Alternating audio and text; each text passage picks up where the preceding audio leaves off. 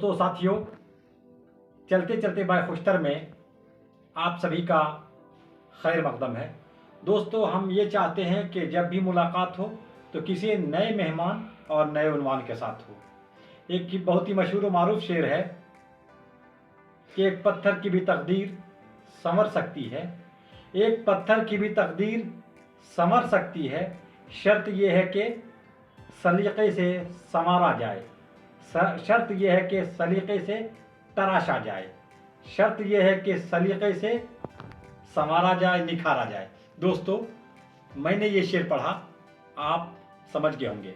आज मैं एक ऐसे शख्स से आपकी मुलाकात कराने जा रहा हूँ, बातचीत कराने जा रहा हूँ, जो मदरसा बैकग्राउंड से आते हैं। मदरसा में चूँकि हम सभी जानते हैं कि उर्दू, अरबी, फ़ारसी और अंग्रेज़ी और हिंदी की तालीम होती है इलाकाई सतह पर, और उसके अलावा ये अरबी और दीनियात पढ़ते हैं। मदरसा बैकग्राउंड से आने के बाद यूनिवर्सिटी की तरफ आते हैं, और यूनिवर्सिटी में लैंग्वेजेस का कोर्स नहीं करते हैं, यानी कि एमए उर्दू या बीए उर्दू, ग्रेजुएशन उर्दू, फारसी, अरबी, हिंदी वगैरह नहीं करते हैं, बल्कि एक टेक्निकल, बिल्कुल टेक्निकल और प्रोफेशनल कोर्स में आते हैं। हम इन्हें मुबारकबाद पेश करते हैं, हम इन्हें सलाम पेश करते हैं।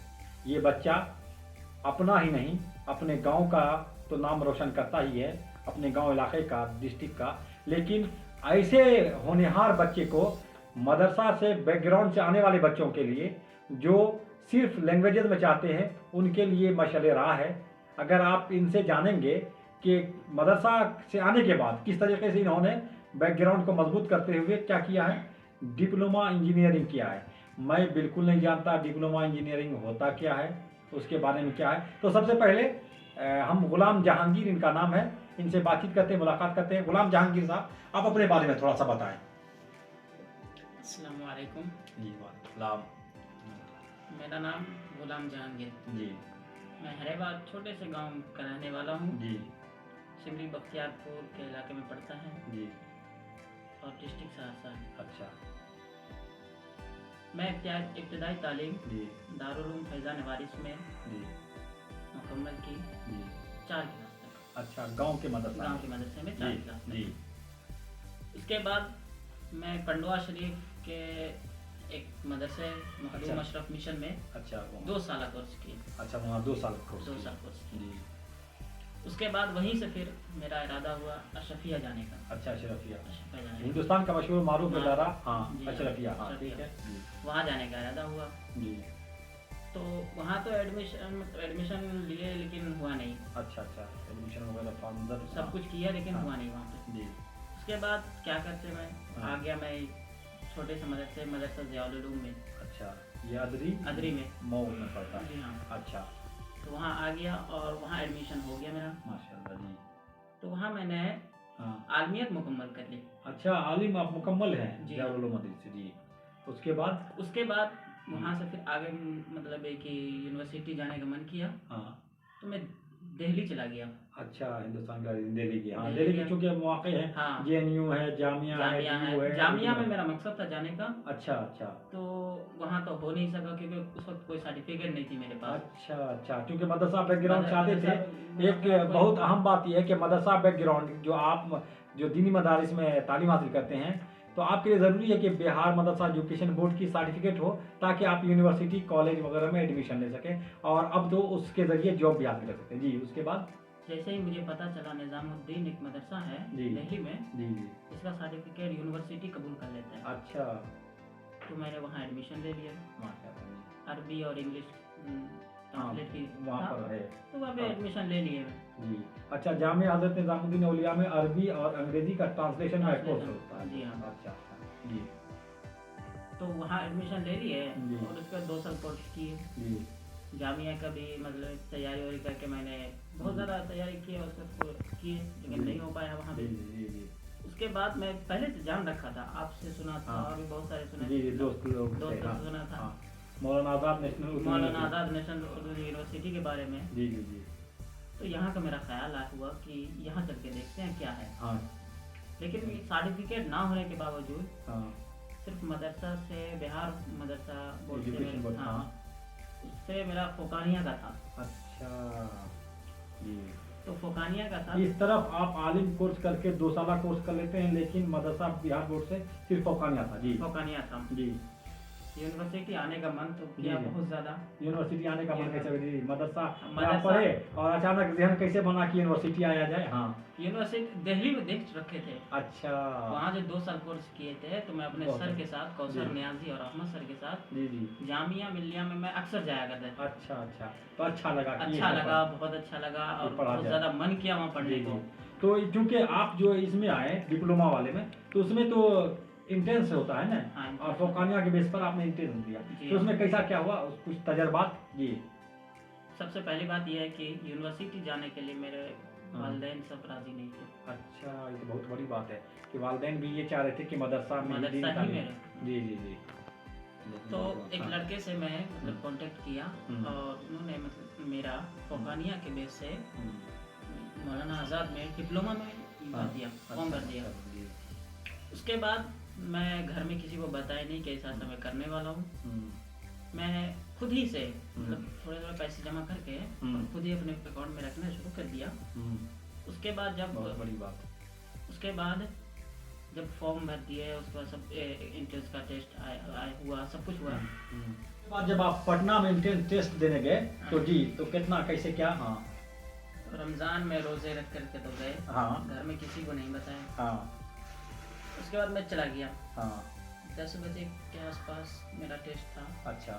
10 नहीं, शायद 2 बजे के आसपास था। हाँ। तो मैं सब कुछ मतलब कि फाइनल करके एग्ज़ाम दे करके हाँ। उसके बाद मैं जब लौट रहा था घर की तरफ तो मेरे पापा ने कॉल किया।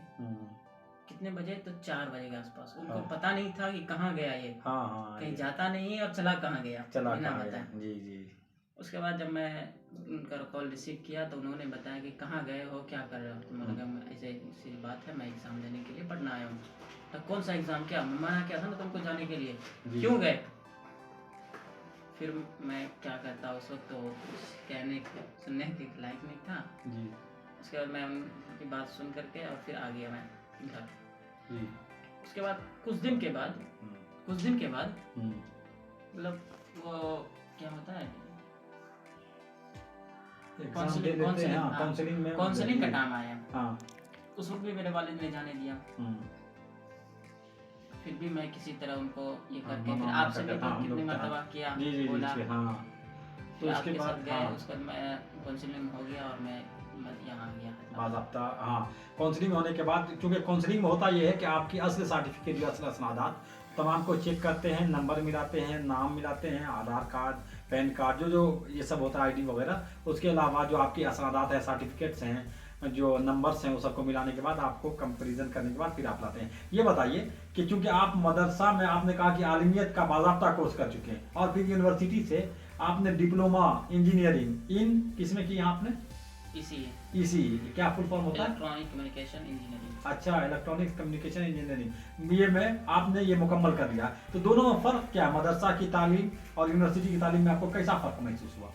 मदरसा की तालीम में सिर्फ वही सब पढ़ाई जाती थी जो अरबी है, उर्दू है और कुरान और हदीस से, यही सब जी।